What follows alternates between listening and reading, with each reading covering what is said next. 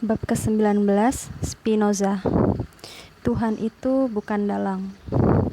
Mereka duduk membisu cukup lama. Lalu Sophie berbicara, berusaha untuk melepaskan pikiran Alberto dari apa yang telah terjadi. Descartes pastilah orang yang aneh. Apakah dia menjadi terkenal? Alberto menarik nafas dalam-dalam selama beberapa detik sebelum menjawab. Dia mempunyai peranan yang sangat penting, barangkali yang paling berpengaruh bagi seorang filosof besar lainnya, Baruch Spinoza, yang hidup dari 1632 hingga 1677. Apakah Anda akan menceritakan padaku tentang dia? Itulah niatku, dan kita tidak akan dihalangi oleh provokasi militer. Aku siap mendengarkan.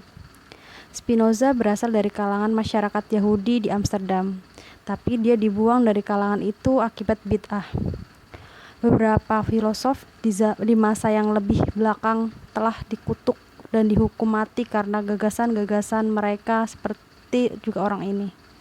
Hal itu terjadi karena dia mengecam agama yang telah mapan. Dia percaya bahwa agama Kristen dan Yahudi hanya dihidupkan oleh dogma yang kaku dan ritual lahiriah. Dialah orang pertama yang menerapkan apa yang kita sebut penafsiran historis kritis atau Bible. Mohon dijelaskan. Dia menyangkal bahwa Bible itu diwahyukan oleh Tuhan. Jika kita membaca Bible, katanya, kita harus selalu ingat pada periode saat kitab itu ditulis. Cara membaca yang kritis seperti yang diusulkannya mengungkapkan sejumlah ketidakkonsekuen dalam teks-teks tersebut.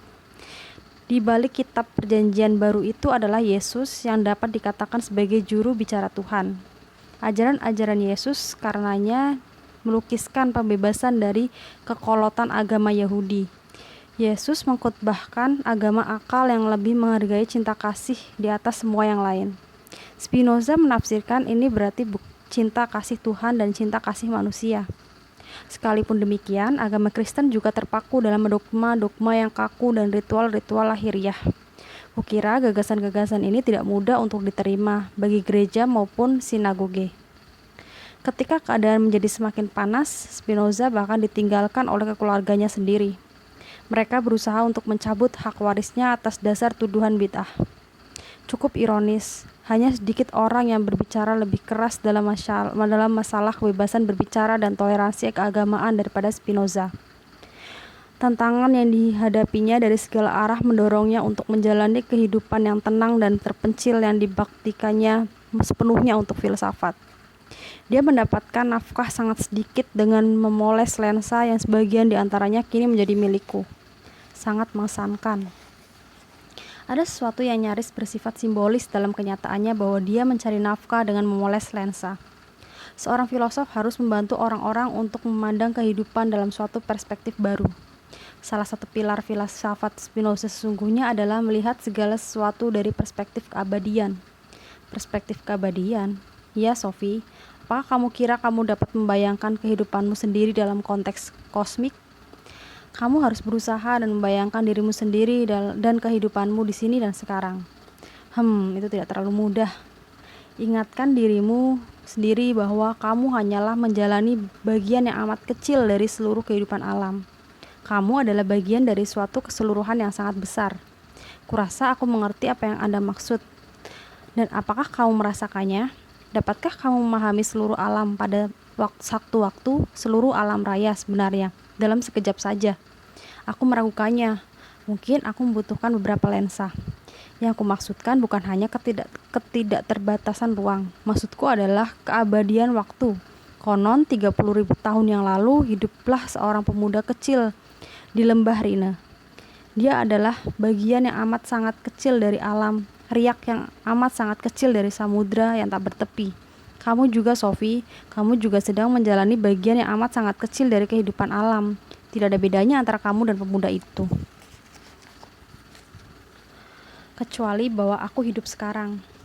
Ya, tapi itulah persisnya yang kuinginkan agar kamu coba bayangkan. Siapakah kamu dalam masa 30.000 tahun? Apakah itu bid'ah? Tidak sepenuhnya. Spinoza tidak hanya mengatakan bahwa segala sesuatu adalah alam. Dia menyamakan alam dengan Tuhan. Dia mengatakan bahwa Tuhan itu segalanya dan segalanya ada dalam diri Tuhan. Jadi dia seorang panteis. Itu benar bagi Spinoza. Tuhan tidak menciptakan dunia agar dapat berdiri di luarnya. Tidak, Tuhan adalah dunia itu. Kadang-kadang Spinoza mengungkapkannya dengan cara yang berbeda. Dia menyatakan bahwa dunia itu adalah ada dalam diri Tuhan. Dalam hal ini, dia mengutip pidato Saint Paulus di hadapan orang-orang Athena di Bukit Areopagos. Dalam dirinya, kita hidup dan bergerak dan menjadi. Tapi mari kita cari penalaran Spinoza sendiri. Bukunya yang paling penting adalah Etika Dibuktikan Secara Geometris atau Ethics Geometrically Demonstrated. Etika yang dibuktikan secara geometris mungkin terdengar sedikit aneh bagi kita. Dalam filsafat, etika berarti telaah kelakuan moral agar dapat menjalani kehidupan yang baik. Ini jugalah yang kita maksudkan ketika kita berbicara tentang etika Socrates atau Aristoteles misalnya. Hanya pada masa hidup kitalah etika disempitkan, maknanya menjadi seperangkat aturan untuk menjalani kehidupan tanpa menginjak kaki orang lain. Sebab memikirkan diri sendiri dianggap sebagai egoisme. Sesuatu semacam itu, ya, ketika Spinoza mengungkapkan kata etika yang dimaksudkannya adalah seni kehidupan dan kelakuan moral. Tapi meskipun demikian, seni kehidupan dibuktikan secara geometris. Metode geometris mengacu pada terminologi yang digunakannya untuk rumusan-rumusannya. Kamu mungkin ingat bagaimana Descartes ingin memanfaatkan metode matematika bagi perenungan filosof. Dengan ini yang dimaksudkannya adalah suatu bentuk perenungan filosofis yang tercipta dari kesimpulan-kesimpulan yang benar-benar logis. Spinoza adalah bagian dari tradisi rasionalistik yang sama. Dia ingin etikanya dapat membuktikan bahwa kehidupan manusia itu tergantung pada hukum alam yang universal. Oleh karena itu, kita harus membebaskan diri dari perasaan dan nafsu kita. Setelah itu, barulah kita dapat menemukan kepuasan hati dan kebahagiaan. Dia yakin. Tentunya kita tidak hanya diatur oleh hukum alam semata-mata. Ya, Spinoza bukanlah filosof yang mudah dipahami. Mari kita telaah dia sedikit demi sedikit. Kamu ingat bahwa Descartes percaya realitas terdiri dari dua substansi yang sama sekali terpisah, yaitu pikiran dan perluasan. Bagaimana aku dapat melupakannya? Kata substansi dapat ditafsirkan sebagai yang membentuk sesuatu, atau yang pada dasarnya merupakan sesuatu atau dapat disempitkan menjadi itu. Descartes waktu itu bekerja dengan dua substansi ini. Segala sesuatu itu, kalau bukan pikiran, pasti perluasan.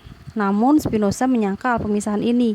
Dia percaya bahwa hanya ada satu substansi. Segala sesuatu yang ada dapat dikecilkan menjadi satu realitas yang disebutnya substansi. Kadang-kadang dia menyebutnya Tuhan atau alam. Dengan demikian, Spinoza tidak menyimpan pandangan dualistik mengenai realitas seperti yang dipunyai Descartes. Kita katakan dia seorang monis, yaitu dia mereduksi alam dan kondisi segala sesuatu menjadi satu substansi. Mereka tidak mungkin berselisih jalan lebih jauh lagi. Tapi perbedaan antara Descartes dan Spinoza tidak begitu mendalam seperti yang sering dikatakan banyak orang. Descartes juga mengemukakan bahwa hanya Tuhan yang ada secara mandiri. Hanya ketika Spinoza menyamakan Tuhan dengan alam atau Tuhan dan ciptaan, sajalah dia menjauhkan diri dari Descartes dan juga dari doktrin-doktrin Yahudi dan Kristen. Jadi alam adalah Tuhan dan itu tidak boleh diganggu-gugat. Tapi ketika Spinoza menggunakan kata alam yang dimaksudkannya bukan hanya alam materi. Dengan substansi, Tuhan atau alam yang dimaksudkannya adalah segala sesuatu yang ada, termasuk segala yang bersifat ruhaniyah. Maksud Anda pikiran dan perluasan sekaligus? Begitulah. Menurut Spinoza, kita manusia ini mengenal dua sifat atau perwujudan Tuhan. Spinoza menyebut sifat-sifat ini atribut Tuhan. Dan kedua atribut ini identik dengan pikiran dan perluasan Descartes. Tuhan atau alam mewujudkan dirinya sebagai pikiran atau sebagai perluasan. Mungkin pula bahwa Tuhan mempunyai jauh lebih banyak atribut daripada pikiran dan perluasan. Tapi hanya dua inilah yang diketahui manusia. Cukup masuk akal, tapi betapa rumit cara mengatakannya. Ya, orang nyaris membutuhkan palu dan pahat untuk dapat memahami bahasa Spinoza. Ganjarannya adalah bahwa pada akhirnya kamu dapat menggali pikiran yang sama menjernihkan dengan sebutir intan. Aku tidak sabar menunggu. Segala sesuatu di alam ini karenanya, kalau bukan pikiran pastilah perluasan. Berbagai fenomena yang kita temui dalam kehidupan sehari-hari, seperti sekuntum bunga atau sebuah puisi oleh Wordsworth, merupakan mode-mode atribut pikiran atau perluasan yang berbeda. Mode adalah cara tertentu yang diambil oleh substansi, Tuhan atau alam. Sekuntum bunga adalah mode atribut perluasan, dan sebuah puisi mengenai bunga yang sama adalah mode atribut pikiran. Tapi keduanya pada dasarnya adalah ungkapan substansi, Tuhan atau alam. Anda dapat saja memperdayaku, tapi itu tidak serumit kedengarannya. Di balik rumusannya yang kaku terdapat realisasi yang sangat bagus yang sesungguhnya demikian sederhana sehingga bahasa sehari-hari pun tidak dapat menyampaikannya. Rasanya aku lebih menyukai bahasa sehari-hari jika Anda sependapat denganku. Baik, kalau begitu lebih baik aku mulai dengan dirimu sendiri. Jika kamu merasa sakit di perutmu, apakah yang merasakan sakit itu? Seperti kata Anda, akulah yang sakit. Benar juga, dan jika kamu di kemudian hari ingat bahwa kamu pernah merasakan sakit di perutmu, apakah yang berpikir itu? Itu aku juga. Jadi kamu adalah orang yang merasakan sakit perut pada suatu saat dan sedang berpikir pada saat selanjutnya. Spinoza menyatakan bahwa seluruh benda material dan segala sesuatu yang terjadi di seputar kita merupakan ungkapan Tuhan atau alam. Maka semua pikiran yang kita pikirkan juga milik Tuhan atau alam. Sebab segala sesuatu itu satu, hanya ada satu Tuhan, satu alam, atau satu substansi. Tapi coba dengar, ketika aku memikirkan sesuatu, akulah orang yang melakukan pemikiran itu. Ketika aku bergerak, akulah yang melakukan gerakan. Mengapa Anda harus memasukkan Tuhan ke dalamnya? Aku suka keterlibatanmu, tapi siapakah kamu? Kamu adalah Sophie Amundsen, tapi kamu juga merupakan ungkapan dari sesuatu yang jauh lebih besar. Kamu dapat jika ingin mengatakan bahwa kamu sedang berpikir atau bahwa kamu sedang bergerak.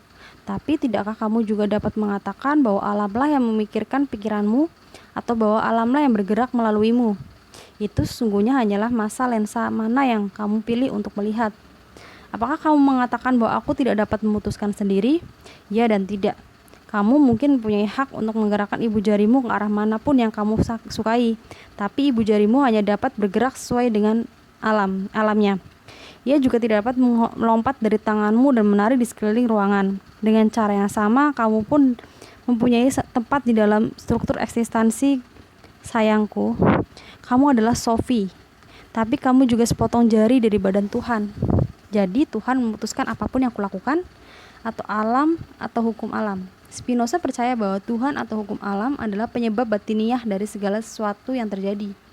Dia bukanlah penyebab lahiriah, sebab Tuhan berbicara melalui hukum alam dan hanya melalui itu.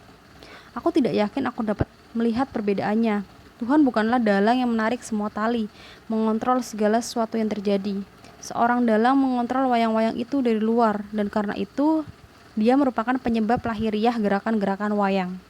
Tapi bukan begitu cara Tuhan mengontrol dunia. Tuhan mengontrol dunia melalui hukum alam. Maka Tuhan atau alam merupakan penyebab batiniah dari segala sesuatu yang terjadi. Ini berarti bahwa segala sesuatu di dunia material ini terjadi karena harus terjadi. Spinoza mempunyai pandangan deterministik mengenai dunia material atau natural. Kukira Anda pernah mengatakan sesuatu semacam itu sebelumnya. Kamu mungkin teringat pada kaum Stoik. Mereka juga mengatakan bahwa segala sesuatu terjadi karena harus terjadi. Itulah sebabnya mengapa kita harus menghadapi setiap situasi dengan stoikisme. Manusia hendaknya tidak terbawa oleh perasaan. Pendeknya, itu juga merupakan etika Spinoza. Aku mengerti apa yang Anda maksudkan, tapi aku masih tidak menyukai gagasan bahwa aku tidak memutuskan sendiri.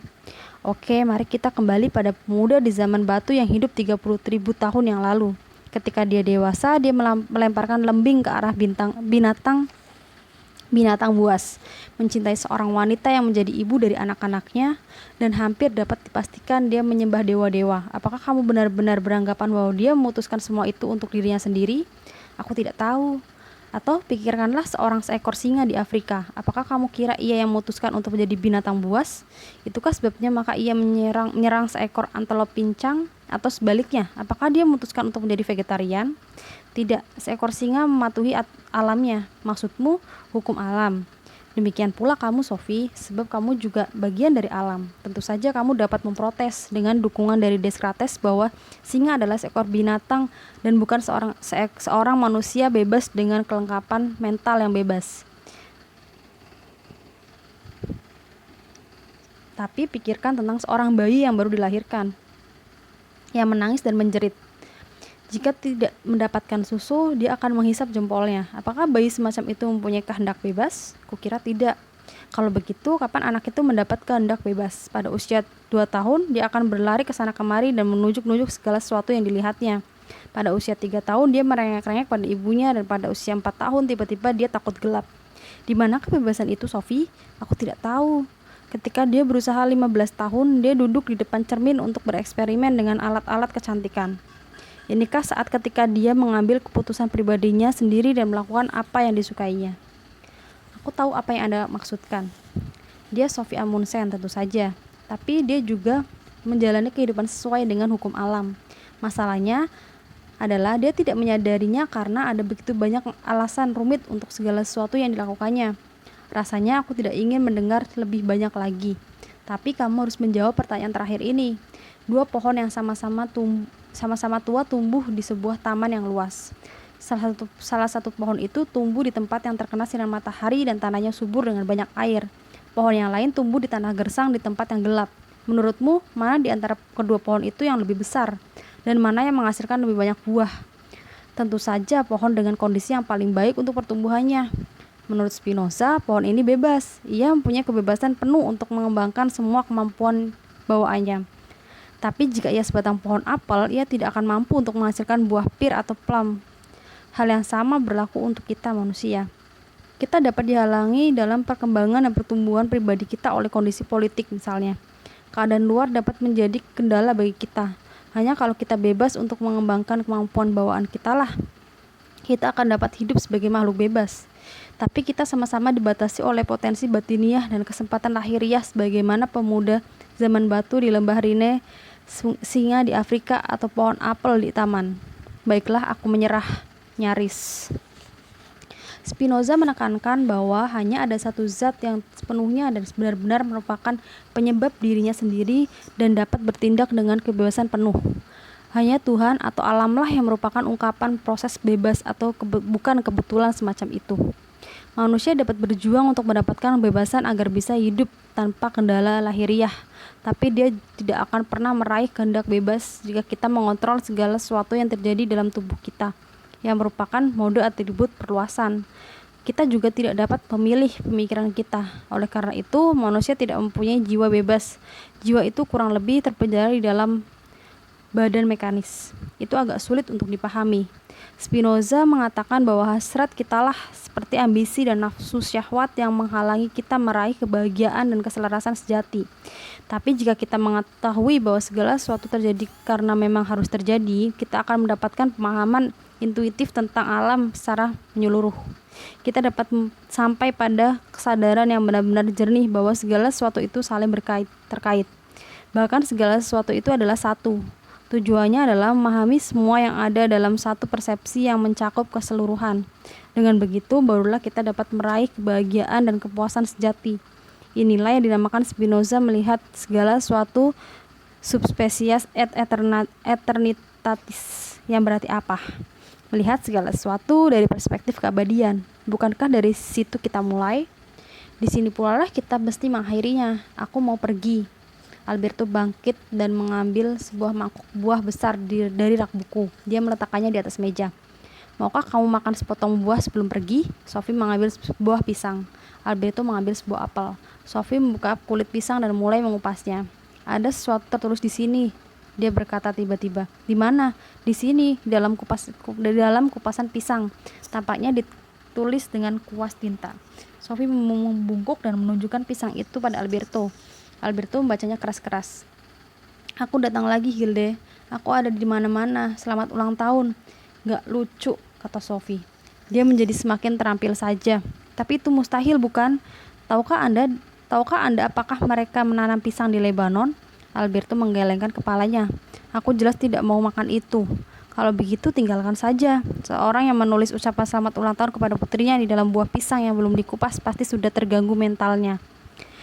Tapi dia pasti juga sangat lihai. Ya, dua-duanya. Jadi, apakah akan kita pastikan di sini sekarang bahwa Hilde mempunyai seorang ayah yang lihai? Dengan kata lain, dia tidak begitu bodoh. Itulah yang telah kukatakan padamu, dan pasti dia juga yang membuat Anda memanggilku Hilde saat terakhir aku datang ke sini. Mungkin dialah yang memasukkan seluruh kata-kata itu ke mulut Anda. Tidak ada yang dapat dikesampingkan, tapi kita harus meragukan segala sesuatu. Sepengetahuan kita, seluruh kehidupan kita bisa jadi hanya impian. Tapi sebaliknya, kita tidak buru-buru mengambil kesimpulan. Mungkin ada penjelasan yang lebih sederhana. Ya, apapun itu, aku harus cepat-cepat pulang. Ibuku pasti sedang menantikanku. Alberto mengantarnya ke pintu. Ketika Sophie pergi, dia berkata, "Kita akan bertemu lagi, Hilde sayang." Lalu pintu menutup di belakangnya.